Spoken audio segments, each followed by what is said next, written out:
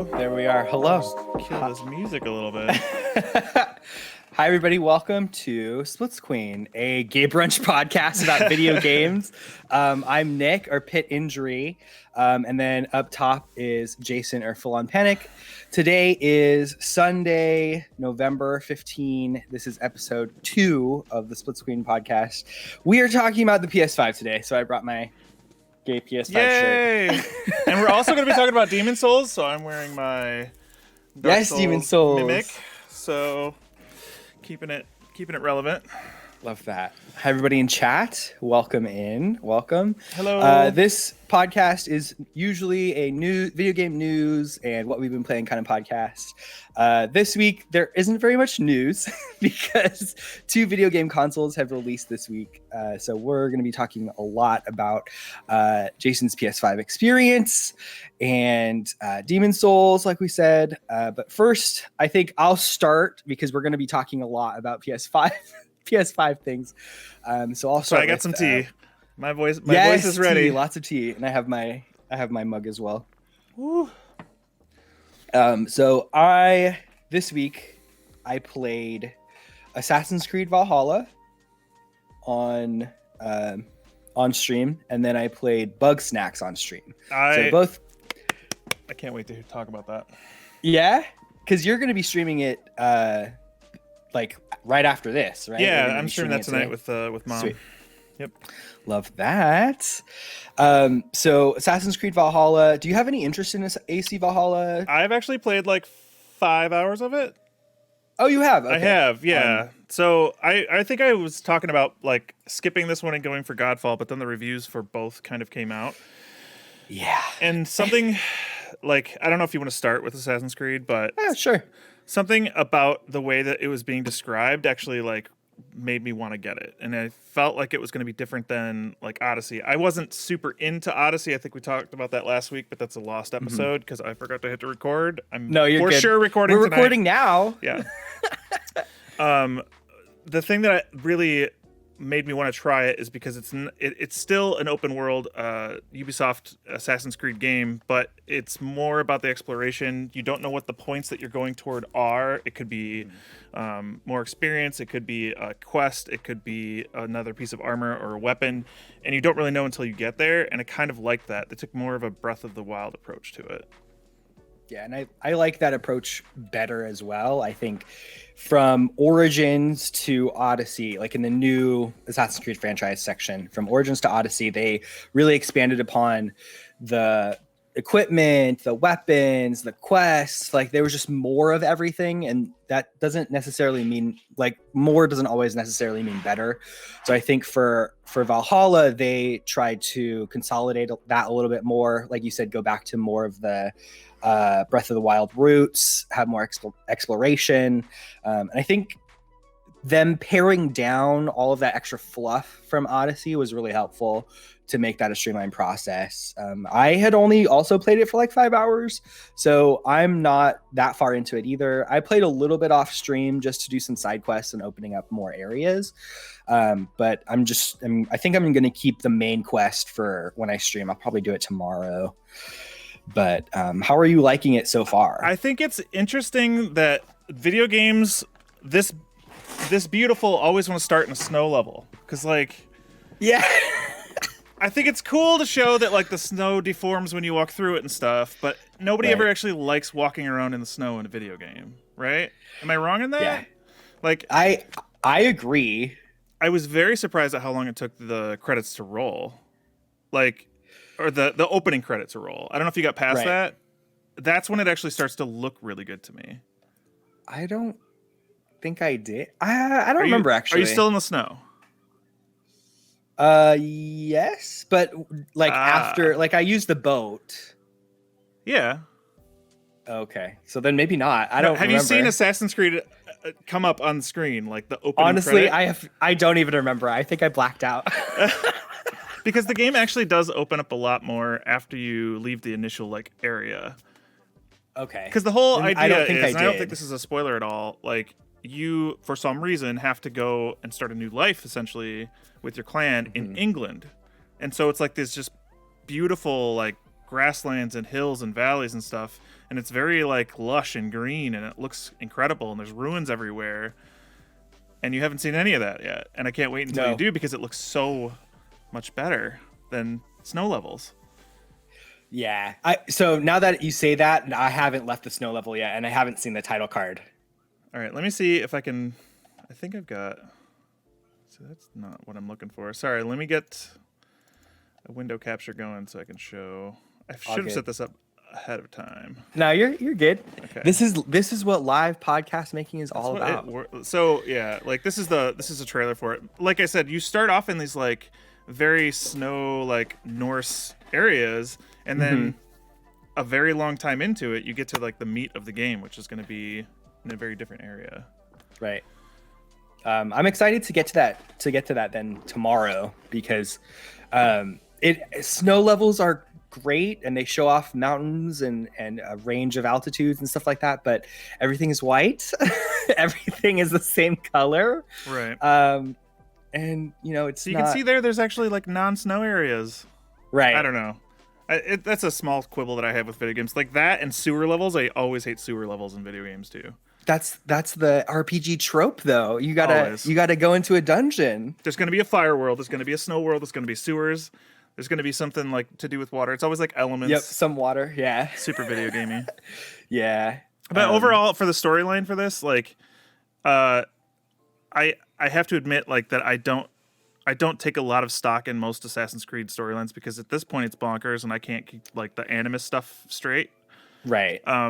But this one actually, like, I really like this sort of sense of honor and stuff that Ivor is like really beholden to.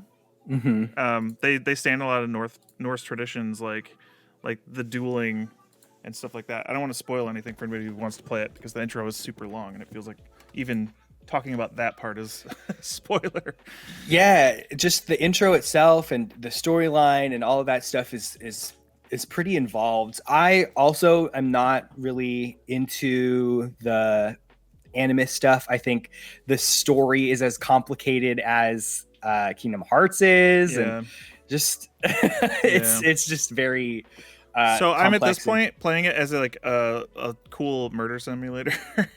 Yeah, like medieval battle. Like, it feels very different playing this and playing Demon Souls, because they have very similar controls, but Demon Souls is like, and we'll get into that, but much more, I don't know, weighty and like on purpose. Right. It's very intentional with your actions, as opposed to wildly swinging randomly at 13 different guys, men and women. Wait, are we still talking about video games here? Right. Yikes. Katie in the chat says, fun fact, Viking is a verb. I'm gonna Viking you. Oh dear. So we have a lot of Assassin's Creed Valhalla to get through over the next coming months, or weeks or months. If anything, they're gonna have so much DLC like Odyssey had. They're gonna have so much extra shit. Like, that game's not gonna go anywhere for a while. Are you playing Assassin's Creed Valhalla on PS5? I am. I've tried it on PS4 first. Okay. And I played probably like an hour and a half, and then I played a bunch on PS5, and the difference is like incredible. Like, the frame rate is so much better on PS5. Is it? They're still like popping. I would hope so, honestly. They're still popping and stuff like that. Like, trees will like all of a sudden sprout up out of nowhere. But I mean, it plays a lot more smoothly. That's good. A lot more smoothly. A lot more smoothly. That's like exactly what you'd want to see out of that next generation. Exactly. Right? You want to see that huge step up in terms of graphical quality, performance, load times, etc. Right. Before we get into the big nitty gritty of PS5, just wanted to briefly touch on Bugsnax. I didn't put up a video of it or anything. Oh, I'm on it. Don't worry. You're about like that. ready this is go. Live. This is live, baby. It's like DJ mixing over here. I cannot wait to play this, but I want to hear what you thought without any spoilers, because I've heard that it's not what you think it is.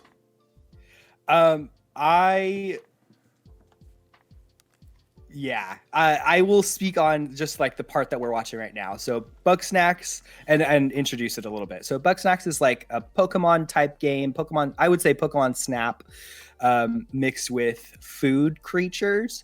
Each of the food creatures or Bugsnax has their own Like you see a little food. strawberry there. Yeah, there's a little strawberry. I think their name is Strabby, and just like Pokemon, they will say their name as well. Katie in chat says Bunger, Bunger, Bunger. That's the Bunger right there. That's the little hamburger. So you're going to be catching these Bugsnax. I literally almost said Pokemon. You're going to be catching these Bugsnax through various methods. Each one likes different things. They have to be caught in different ways. So the game turns out to be like a puzzle type game where you're trying to figure out how to catch each one, and each one is unique. And you don't necessarily catch all of them. You catch them one at a time, and you have to catch them in different ways. So each of those NPCs right there, they're called Grumbuses. You see that they live in that little village there.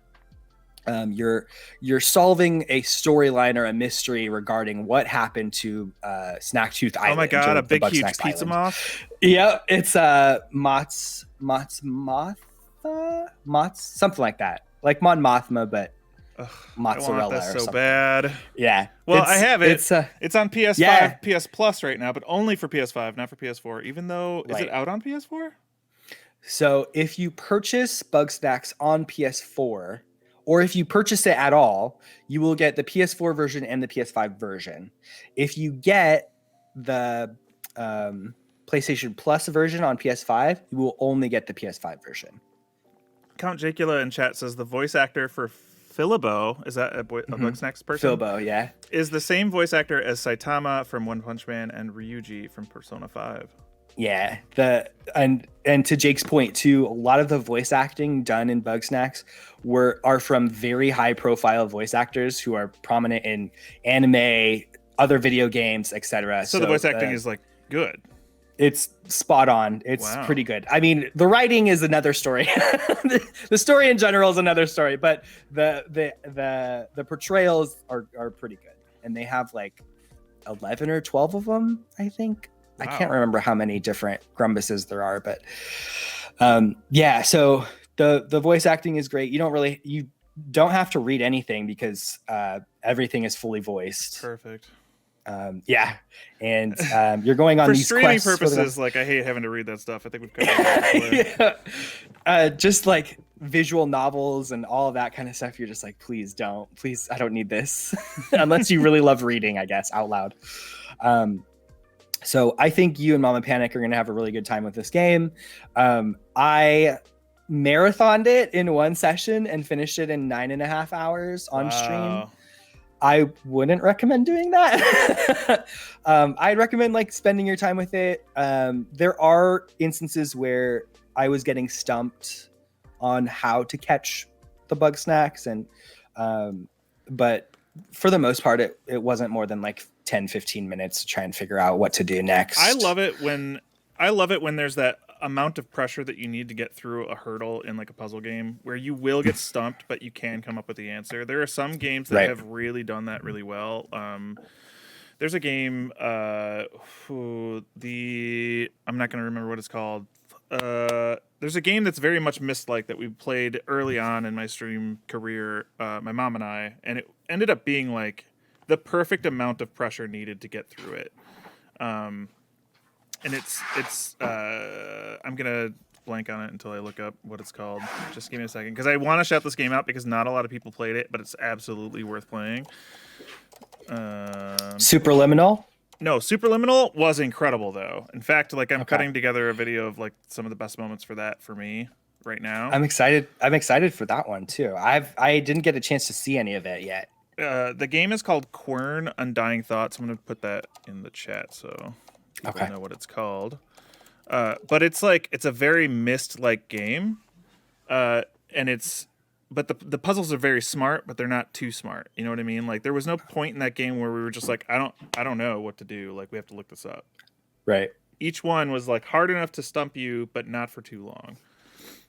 That's awesome. I think puzzle games like that are great for streaming, like you said, because even if you get a little nudge from chat from your viewers, it's not like completely messing it up, or you're not just wasting 10, 20, 30 minutes trying to figure out one puzzle. Right. It's I think too, the thing that I like about Bugsnax is that it never really made you, I mean, there are specific quests where you're catching specific Bugsnax, but it was never, for me, it was never like, I need to do this and this is the only thing that I can do in order to move forward. There were always several different things, and throughout the stream too, I would leave one area to go to another area, catch those Bugsnax there, and then come back, compose my thoughts about what I was doing, and then try and figure out how to catch the next one. I do want to switch gears and talk about Superliminal. I know it wasn't on our agenda, but that was one of the coolest video game experiences I have had in I don't know how long. Yeah. It was mind-bending, and just everything was a constant surprise. It's the perfect length for a single stream. We got through it in, I think, 3.5 hours or so. That's not bad. The game... So the gist of the game, and I'm showing a video of it right now, is that like perception is reality. If you pick up an object and you look up and it looks like it's larger against objects in the background, it becomes larger. I don't know how the magic of this code works, honestly. Like it's got to be, it's crazy. But essentially, like, it takes that little concept and it does everything in such different ways for every single puzzle. And it constantly surprises you. Normally, when you click on something, you grab it, and then you can maneuver it around. There are parts where, like, all of a sudden, it just duplicates that object at whatever size that you see it. And it just does these things without explaining any of it, but it's also intuitive. That's what's really good about this game, is that there's not a lot of, like, here's how you do X. Now go use this. It is, here's this unintended consequence because you tried to do what you did before, and now it's doing something totally different. But because you can observe like the way things are working together, it's very intuitive, like how to get through what you're doing.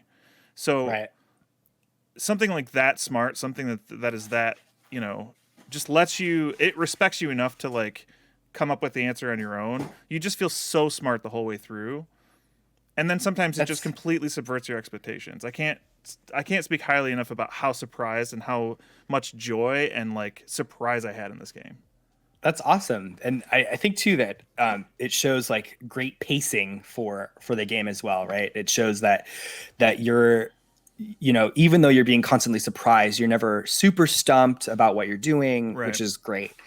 Katie in the chat says, and the stream was so good, it's always better when you guys are consistently and genuinely having such a good time with the game. Yeah. Katie was there. I actually rated Dr. Grizzly right after. Dr. Grizzly's another LGBT streamer on here who's fantastic. I think we've talked about him before, but like he was playing the same game and I came over and it was funny to see him react to the same things that I knew were coming up. Right. In a totally different way. Like, I'm going to back this up for a second. This is one of the first times where it really surprises you in this video. Where like, all right, you get up into this hallway, you figured out how to get up here, and until now you've never seen anything play with like your perception. Now that looks like a pawn you could pick up, but it's actually a painting on the ground. It just does things like that so constantly, and it's paced so perfectly with that I just can't recommend it enough. I just can't. Yeah, I think that's perfect for just like a short game like that. I think hopefully we can see more from that game company as well, and what they'll do next. I think it'll be hard to top what they did for that, though. It was such a cool concept. I feel like they could actually take it further, either a sequel or expansions or something like that. I know that they have like a level creator that you can use too. Oh, okay. I generally don't feel smart enough to try to use that. To try and outmaneuver yourself. Exactly. To figure out another puzzle. So those are some of the things that we've been playing this past week, but you also have been playing one last game this week, and you streamed it too. That's Demon's Souls, the remake on PlayStation 5. How has your experience been on PlayStation 5 versus the last time that you played this game? So Demon's Souls, oh man, Demon's Souls. I I have obviously a lot of love for the Souls games, right? Like we've talked about that before. I am a huge proponent of the games, not just the games, but like how difficult they are. Like I'm not a person who believes in adding a difficulty selector, and I can expand on some of that too. But I was not prepared for just how gorgeous this game is. Just how, like, I'm going to show some stuff in here. The character creator is completely revamped and completely updated. Now they look like real people. That's never happened in a FromSoft game. They have always kind of just looked like a little off. They don't put a lot in there because you're going to be wearing a helmet most of the time. Yeah. Just generic looking. Yeah. Just, like secondary NPCs. Like they didn't spend enough time on the texture or anything like that. They spent because they all don't, their like you time said, on they the don't combat systems and on the gameplay systems and things like that. They blew it out of the Blue Point blew this out of the water. Not only did they make the characters like super, they look good, but all the NPCs, like the facial animations and everything, are so accurate and so realistic. Like there's parts where you're talking to somebody back at the Nexus, and they're upset about something, and you can tell before you even talk to them that something's going on with them. Like it's really cool. When I first started playing the game, when I first got into the actual game, there's so much detail and foliage and just let me get into that. Kitty in the chat says watching that stream felt like seeing a Blu-ray for the first time. That's how it felt. Remember when you see something in a higher fidelity, specifically with like a console launch or something. Mm-hmm. You see something in a higher fidelity and you just like it's almost mind-boggling. That's what happened, only this game requires that you focus very, very hard on the combat. So I was terrible at first because like I couldn't get over just the textures on the stones and the leaves everywhere. If you look at this particular scene right here on the PS3 version, all it is an archway. There's no trees or grass or really anything. Maybe a dead tree off in the distance. It's so realistic and there's so much eye candy that it's like, okay, I'm having a hard time focusing because it looks so good. And then the dual sense just like immerses you even further in how realistic it is, because you can tell when you're hitting somebody's shield or their sword, or if you like slam against something that's metal versus, it's just the dual sense. The haptic feedback for it is incredible. And this doesn't even use it to a quarter of the degree that it can be used, but it works so well anyway that it really immerses you in it. When you block, if you're blocking, like you were saying before, if you're hitting metal on metal, does that haptic feedback give you that pressure against the trigger? No. That's why I'm saying it doesn't use it to a quarter of what it could. I feel like that stuff they can add in patches if they wanted to. Sure. Right? I don't know. So comparing this to PS3 Demon Souls to now Demon Souls, everything is 1-to-1 in terms of the combat and the feel for everything, except for they've added 8-way rolling instead of just 4-way rolling, which is now a standard for Dark Souls and beyond. I didn't even know that was a facet of the game. Yeah, so or that it was in Demon Souls, I guess. Well, yeah, rolling is kind of like a meme for Dark Souls. Like, when you're fighting something, you're constantly like dodging and rolling around.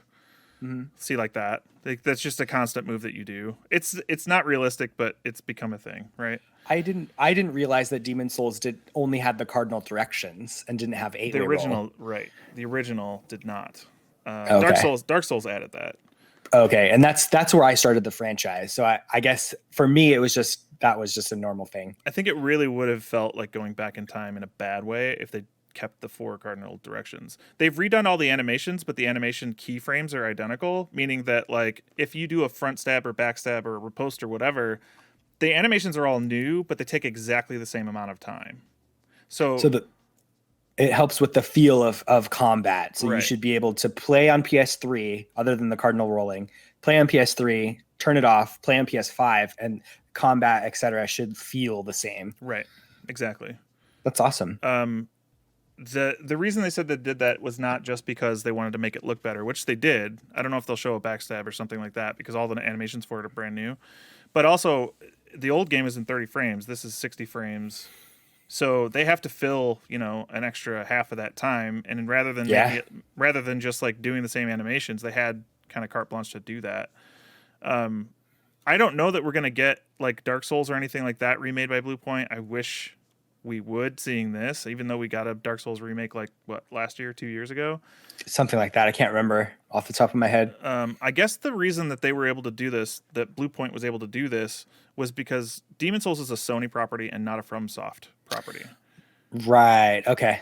And that's why it's exclusive, because this is a game that needs to be experienced. I really feel like I wish that this was on PC. I wish this was on Xbox Series X, because it's one of the easiest places to enter the series. There's less frustration generally in it. If you get stuck at one place, there's a bunch of other worlds you can go to. It's not as complicated, and it's not as open world, I guess, as the other ones. So you don't have to like remember a gigantic map in your head, because there's no map in these games, right? I feel like it's the best place for most people to start, and I really wish that it was on other consoles, because PS5s are hard to get right now. They're going to be hard to get for a while. But I can't say enough good things about this. Like, I'm literally gushing about this version of this game. How many things did you remember from playing it beforehand? Honestly, very, very little, and it's updated looking enough that I just can't. I can't say enough about it. Right. Oh. Poolol in chat says shirtless to appreciate the graphics.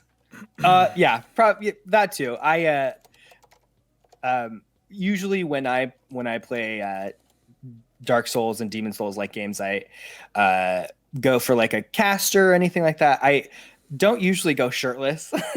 I usually will put on armor. But, so there's a reason for them to do that. If you have a bunch of armor on, you roll a lot slower. You move a lot slower. Oh, okay.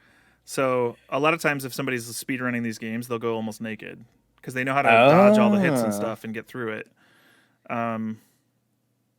Yeah, they did some other things to update it. Like in the original, you could have as many healing items as you wanted. This doesn't have an Estus flask like Dark Souls and Beyond. Right. This has basically like half moon grass, crescent moon grass, and each one that heals more actually is heavier now, and you have a weight limit in this game. Wow. Okay. And the heavier you are, the more you like roll and whatnot. Was that a facet of the game originally? There was a weight limit, but none of the healing items cost anything for that weight limit. Okay. But now they do. So you can't like just carry 99 of them and go into a boss and beat it by attrition. You have to actually get decent at that boss. Okay, so there's more of a risk reward type of thing going on with the healing. Right. It's honestly like this is probably, besides Breath of the Wild, the best launch game I've ever played. Even though it's a remake of another game. Right. Even though it's for a specific audience. Right. This is probably like a game that this is a game that is really showing off what the PS5 can do, and this is like a day one launch game. And like you said, a remake too. So just to see where FromSoft can go on these new hardware on these platforms. Oh, imagine Elden Ring. Yeah, which I didn't link it, but Phil Spencer says he has played some of it and looks pretty good. Yeah, which is awesome. I'm hopeful and excited to see where Elden Ring will take the FromSoft next. I'm just interested to hear, because George R.R. Martin is like the story writer for that game, right? Mm-hmm. So where is he? What is he like? FromSoft games are known for environmental storytelling and storytelling by like item description and things like that. Just like incidental, not in your face. There's not really a lot of cutscenes unless it's introducing a boss and then they kick your ass. But there's not like there's not like a lot of like exposition in those games. George R.R. Martin is all about that stuff. So I wonder how they're doing that. I wonder how that's going to play out. Yeah, I think just from what you've explained too, I'm hopeful that the next Souls-like game that they create has a story that more conventional players can follow easily. Right. I think it's not that the players that play the Souls games are like, I need more story in my game, or the story is so crazy, like I can't follow it. And it's never, I don't think, for me personally, like it's never been a knock on the games, because I don't play the game for the story. I play the game for the exploration and finding the next area and trying to learn over and over again how to beat certain enemies. But I think hopefully adding that story piece will be a boon to the franchise in general. I don't think we have like any release date for that either. I don't think there's really I think it's just going to be ready when it's ready, especially since George R.R. Martin is involved in it. I just hope that he'll be able to get it done. Honestly, I don't know how that guy still has. I mean, yes, he's written some pretty amazing stuff, but he never really finishes his project. So, I mean, that makes me a little nervous. I mean, I have no worries that Miyazaki will be able to finish out whatever. Like, he's created some of the best franchises in gaming today. So, if George R.R. Martin doesn't drag it across the finish line, I'm sure he will. Let's hope so, because right now the life cycle of video game generations is like difficult right now, because we're not going to be able to see we're not going to be able to see any new good games or new IP come out until later. Everything that has a new IP has either been announced already or has been released. We're looking at Cyberpunk coming out next month, and they've also confirmed or tried to reiterate at least that Cyberpunk 2077 should be coming out in December with no more delays. Who knows? Did we ever get any word on why that delayed this last time? I just heard that it was to get ready for the new consoles, or maybe to optimize for the old ones. I don't know if that's. So I believe their explanation for this 21-day delay from launch to December was that they were not satisfied with how well it played on PS4 and Xbox One, so that they were trying to bring up that optimization for these now last generation consoles up to par with what they want. But that they were saying, we are releasing this game worldwide on 9 different platforms. That's a lot. It's a lot. I don't necessarily think that they had to do that, honestly. I think, like we said before, people are going to be playing Cyberpunk 2077 if they want to. Like, if they wanted to buy it, they will. They don't have to worry. I mean, it is a new IP, and it's not it's not as established as The Witcher. We said last time too, The Witcher sold 4 million copies in 2 weeks. I don't think Cyberpunk 2077 is going to be selling that many, but CD Projekt Red is such an established franchise, or established company now, that people will come to it. Right. Last time we did mention the crunch. We did mention the transphobic artwork and all that stuff. So we don't have to really get into that too much this time. But I personally don't know if I'm going to purchase Cyberpunk 2077 based off of all the stuff that's been going on. I definitely will wait on it and see what the temperature is from the community in terms of how it's playing. And that's not to knock anybody who buys it or streams it or whatever. It's just like, for me personally, there are a lot of other games that I can play right now that, I don't have to. What's the sentiment right now? Like, what's the sentiment right now? Because I feel like there's a difference between this and something like the Hogwarts game, because J.K. Rowling is trash. Like, I feel like there's a difference between somebody intentionally stepping on the rights of trans individuals and a company just continually fucking up and then apologizing for it. Like, I don't know if the sentiment is in the community, because it's not my decision to make, essentially. But I don't know if the sentiment in the community is that Cyberpunk is just as bad, or that we should just like not give them any kind of help. You know what I mean? Or if there's anything redeemable there.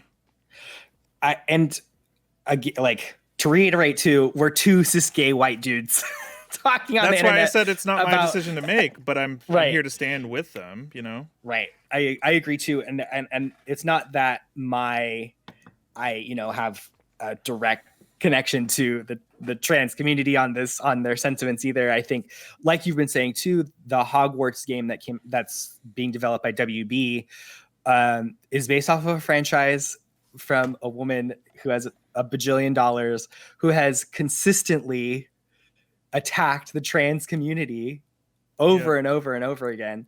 Whereas, like you said, at least Cyberpunk has apologized in a way. Does that make it right? No, not necessarily, right? So we could go back and forth on it. I know for certain I won't be getting the Harry Potter game. Oh right? yeah, that's a done deal for me. We're not touching that at all. I wasn't enough of a Harry Potter fan to begin with to even remotely want to do that. I think it looks cool. We watched the trailer for it on the, what was it? It was like the PS5, PlayStation. Yeah, the PS5 reveal stuff. Yeah, the PS5 reveal stuff. So like, didn't really interest me, and it's hard too because like I want to play the best games. I want to play, I want to play games that people are excited about, that really innovate the video games as a whole. Harry Potter's not going to be doing that. Just plain and simple, it's not on the same level as Cyberpunk. Katie in the chat says, I think it could easily come off as the illusion of progress with no follow through if they repeatedly make mistakes and apologize. Right. It's if they continue to do it, and it seems like so far they have continued to do it. So that's why I need. There are some people who take one for the team and try these out from the community. Laura K. Buzz is one.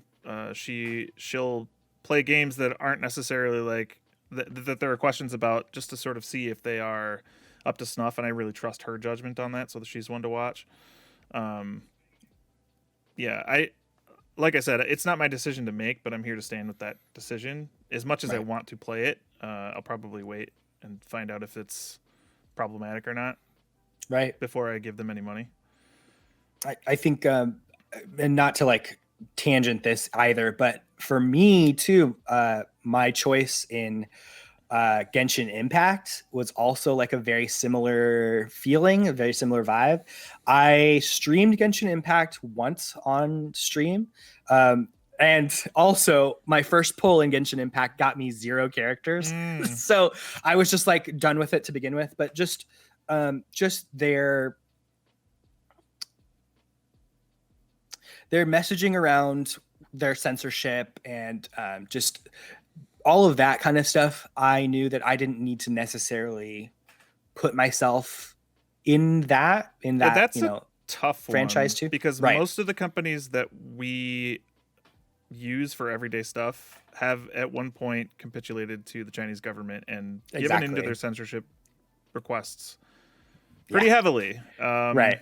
And so that's a really hard one. I obviously don't believe that the Communist Party in China is good and just and right and should be supported, because censorship is inherently anti-democratic. Right. But at the same time, all the companies that we use for all the things that we're doing are in that market and capitulating.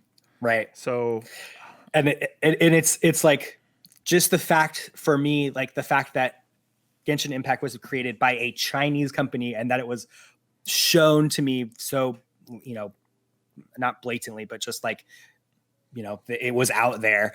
Like you said, how many other companies are doing the exact same thing that I am unaware of, or just like haven't searched for it, like, like Google, Microsoft, like the big ones have. Amazon, we're literally on Twitch right now.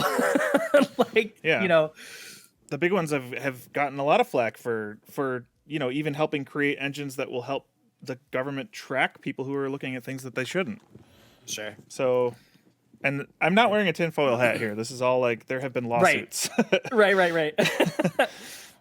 And we are not necessarily, I don't necessarily want to get into that whole spiral of, what is right and what is, privacy issues, et cetera. But I think just putting those pieces together, it's hard to create a solid picture of am I doing the right thing, etc. But so that was just kind of like why I will probably avoid Cyberpunk. I've been avoiding Genshin, but to get us back on track, let's talk about the PS5. Let's talk about your impressions in general with the console, with the controller. Yeah. Okay. So the controller is the best part about it. I think I've played Valhalla on PS4 and PS5. The vibration feels pretty identical for that, so it can feel very traditional. But when you play something like Astrobot, that game utilizes this in so many ways that you wouldn't expect. Case in point, there's a part where like first off, the whole game is inside of a PS4, or sorry, a PS5. Oh, it is? Yeah, the whole game takes place inside of a PS5. So if you look up and around, like you're inside of this gigantic, like weird shaped thing. Did you stream the game? I didn't. No. Okay. I might, because it's that cute. But it's really more about feeling it than seeing it. It's got cool stuff in it. It uses ray tracing and the reflections are cool and whatnot. But it really shows off what this controller can do. Like this DualSense has capacitors, or I don't know what you would call them, but resistance in the triggers, and they also vibrate. So there's a part in Astrobot where like you turn into a spring, and to spring yourself, you have to like literally pull the trigger down, and it's like harder to do, and it feels crunchy almost, like it's vibrating. Oh wow. And then when you let go, like everything kind of jumps a little bit. There's parts where like there's a fan blowing and you're trying to go into that wind. If you are turning one way or the other, that side of the controller starts to vibrate as if that's where the wind is buffering you. Wow. I don't know if you ever played anything on the Switch with their haptic stuff, like the 1-2 switch stuff where you could feel the ice cubes and that. Sure, yeah. It's very much like that. It's the same kind of engine. It's just it works so well with what you're doing. Like you can tell the difference because Astrobot really does the vibration constantly for like footsteps and everything, whereas Demon Souls you can't feel your footsteps necessarily, but in Astrobot you can feel everything in the game. They really use that to like showcase what you could do. Your footsteps on different materials feel different in the controller. So like if you are walking on metal versus glass versus like sand, it feels different. There's a snow level, you can feel the snow packing under your feet on each side of the controller. Like wow. And it's snappy. It's right. At first you're like, it feels very like, okay, this is almost intrusive how like much it's vibrating and how much it's doing. But then it's very immersive. It just like hits you, like you forget that it's happening until you think about it, until something new happens on it. But it definitely helps heighten the experience. And Assassin's Creed Valhalla may not be the best example of this, but do you think that if Ubisoft implemented the haptic feedback in the footsteps of like what you were saying from Astrobot to Assassin's Creed Valhalla, what do you think? What are your thoughts for that? I feel like it is a game changer enough that it would be the preferred way to play the game. So if they are at relative fidelity on Series X versus PS5, and on PS5 you can actually feel the game, that is, I think, a selling point and would tip the scales for people if they've felt the DualSense. Right. I think too, like Astrobot is such a great way to showcase all of the features, and it's also that it's a short game. Right. And it comes with every PS5. And everybody, like you said, everybody who owns it can play it too. Do you think that experience would be lost on a longer game? Do you think it would just kind of desensitize you to that? I don't know. That sensation? That's a good question. I don't know if they have the ability to be as in-depth and thorough on a longer game, unless it's just a game like Assassin's Creed. There's really only so many things you're doing. It's not like you're constantly discovering new mechanics. In this game, it's slow enough that it's paced that you're constantly kind of doing something new. And that's why it's surprising every time it happens. But a longer game, say that like Sekiro gets a rematch. This is a total not even rumor. I'm just making it up. But say that Sekiro like say that they make another version of it for PS5 and they implement this so that you can feel it deflect and like you'd feel the rope swings and stuff like that.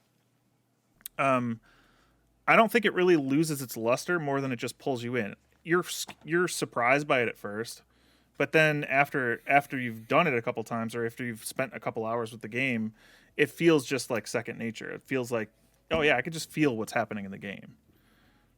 It's not necessarily a hindrance to the gameplay. I don't or think it is at all. Something that is surprising enough that you're taking out of the experience. Right. I don't think it's a hindrance at all. I think it adds to the experience. And you can turn it off if you want.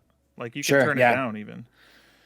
I think too, like we were saying, since Astrobot is such a vertical slice of what the PS5 is able to do, distilling that into like a longer game may not showcase those features as well, like you were saying too. But I think Sony knows what they're doing with this console. I think that they realize that there's only so much more graphical fidelity you can go for before, you know, you hit like that uncanny valley and now it's just going to be a little off-putting, right?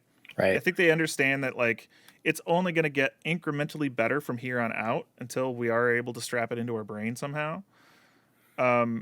So what they really thought about was, and this is my speculation on it, but what have most successful consoles done besides graphics? And if you look at like the Wii, that was like, all right, here's a brand new way to do things. Here's a brand new way to control the things happening on your screen.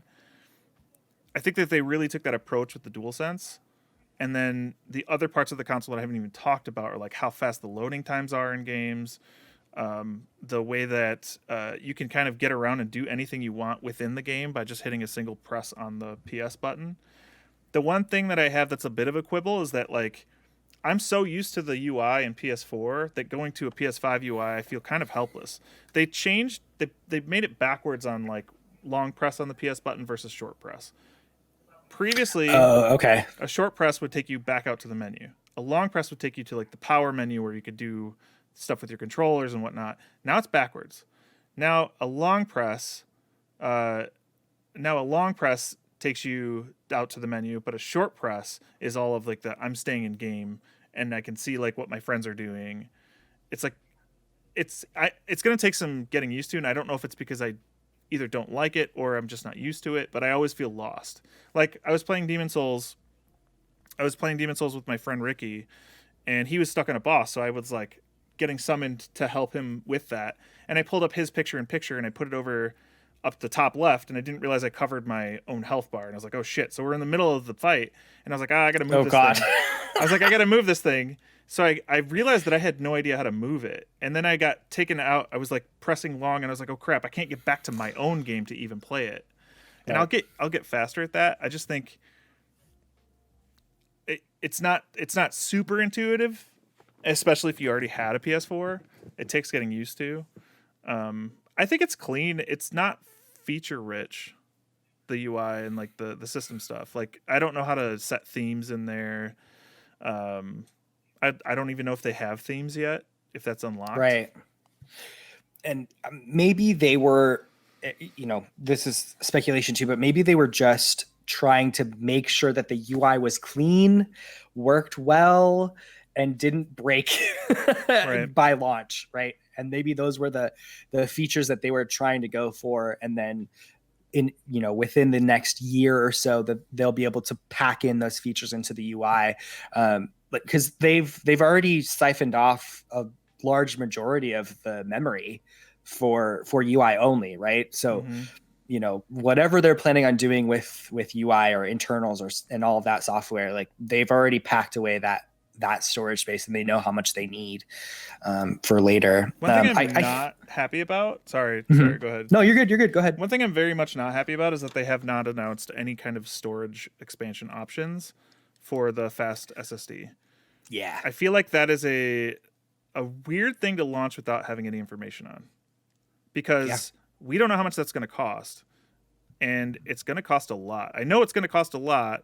And I'm already in now that I've bought this, $400 machine. Yeah. Like I'm gonna have to do that because I think I have like half the storage left, and I only have like 3 games installed. I have I don't have a lot of storage left because a lot of it is used for other stuff. Right. I think what makes it worse is that Xbox already has their own proprietary storage expansion that's small, that, you know, is out there with it. And PS4 is kind of just out of it at it right now, Yeah. you know? So you it's can't play definitely... PS5 games off of the internal SSD. They can't be on an external drive. Oh, sure. Right. Which is a little weird because, like, I don't know how big Call of Duty is, but that's a PS5 game too, right? And that's like, how big is that game? It's going to take up your whole, like, half of your storage. Right.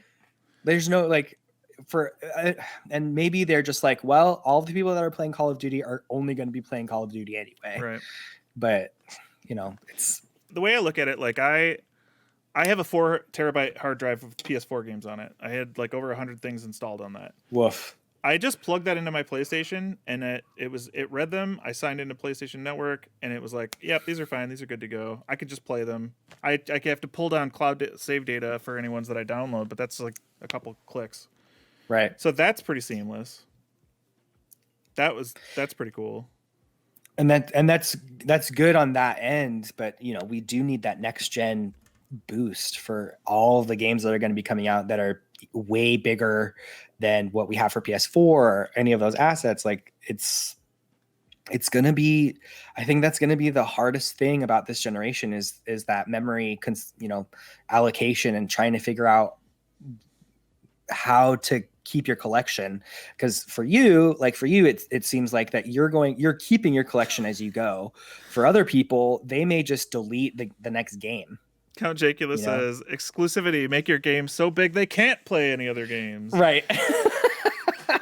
And that's basically what Call of Duty does. You know, Destiny 2 is the same way. Yeah. Destiny 2 is like a huge memory sink on I on was your console. so addicted to Destiny 1 and 2, and I haven't downloaded, I haven't paid for any of the newest Destiny. For Beyond Light. And I tuned into a podcast I used to listen to about Destiny. And I was like, oh, do I want to play this again? No, girl, I don't have time for that. Right? I don't have time for that.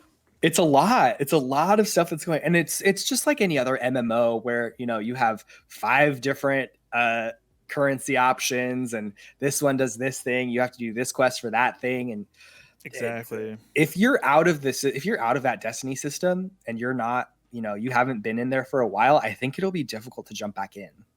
100%. I mean, because they I was vaulted tempted a to bunch do of stuff. They made a bunch of changes, and I guess this is a baseline for everybody to start over on. But I don't remember who does what. I don't remember. Oh yeah, and I actually never really cared much about the storyline in that. Anyway, it was all about the combat and the gunplay. Right.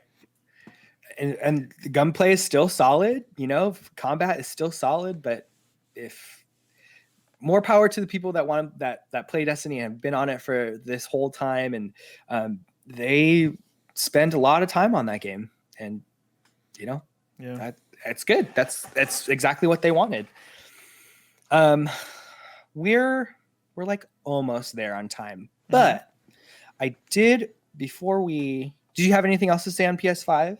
I love it, and I'm glad that I got it, and I can't wait for you to get one. And one of these days, at some point, I will. One. Maybe you'll know what the storage options are at that point. Right. Yeah, go ahead. No, it feels good. I love a brand new console. It's a wonderful, exciting time to be a gamer, and so far it's cool. I still think it's kind of ugly, but, you know. it doesn't matter what it looks like. It matters what the games play and spaceship, feel like. That spaceship looking vibe. I guess it's just it doesn't go with anything else here. So nope, it's white. It's big. it's just weirdly shaped. You have the digital version, right? Yeah. Yep. So at least yours is symmetrical on both sides. Yeah, that's true. As opposed to having that weird disc drive. I've noticed on the right. If you look at, and I think I noticed this when I was playing Astrobot, because it's like so into like PlayStation history. I've noticed that each iteration of PlayStation either goes with a lot of rounded shapes or a lot of square shapes, and it alternates. So like PS1, there was a lot of circles and stuff involved. PS2 was like a very like thin. Do you remember like that was all like grates and like straight angles? Oh yeah, And then PS3 was all the curves on everything, and it had like that's the right. Spider-Man font. And then PS4 came out, and that's like just angled blocks that all have like 90-degree angles. And now we've got It's this. the PS2, but knocked over. It's like they go vagina penis vagina penis vagina. Oh penis. no. So we are now in the vagina vagina. We are in the vagina generation of PlayStation. Tell me I'm wrong. It's oh god, you're not wrong. I can't because it is. It does look like that. It's a lovely flower. Oh no, I can't segue from that. What is this? Katie's like, but where's the lie? Exactly. I think the best part about console games and the new consoles is that I saw a tweet earlier that said the PlayStation 5 is someone's first console that they've ever owned, which is like for me was like very powerful, right? Like I remember the first console I've ever owned. I'm sure you remember the 1st console that you've ever owned too.